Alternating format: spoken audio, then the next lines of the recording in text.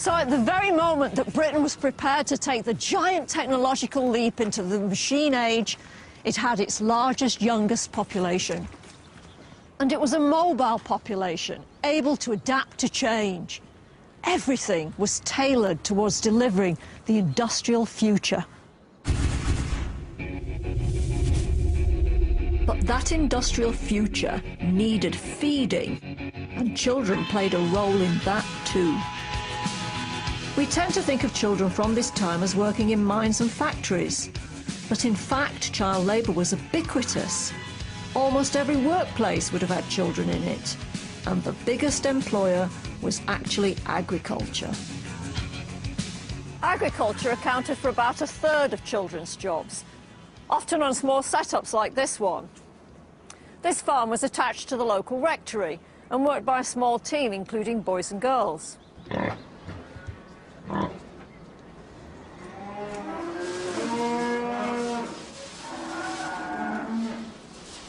Of course, agriculture is one area where we still see children working today, ushered into the life of the farm under the watchful eye of their parents. The children of the Industrial Revolution rarely enjoyed such a gentle introduction. Unlike the factory apprentices, child farm workers were often the only children employed on an establishment. And they were also housed with their master or another adult worker, and there was no one looking over the shoulders of these men to see how they were treating their child employees. As a result, these children were often more vulnerable than the children who worked in factories.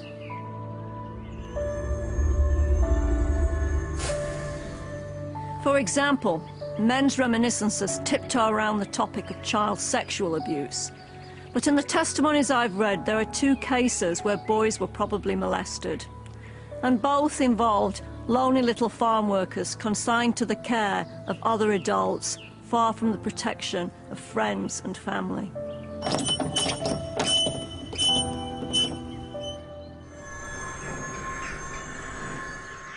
Just like the heavy industries, agriculture had a job for every age group, and the entry level into farm work began at 6 years old, when children could be employed as human scarecrows.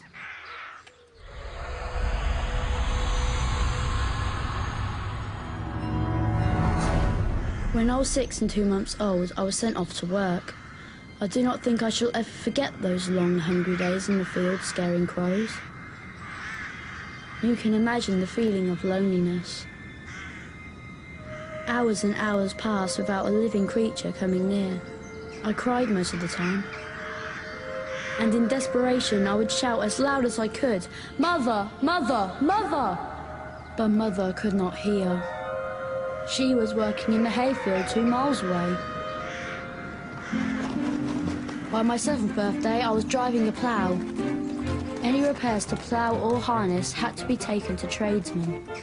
Once, after working all day long, I had to carry a plough horse collar that required whittling, and the plough coulter that needed repairs at the blacksmith.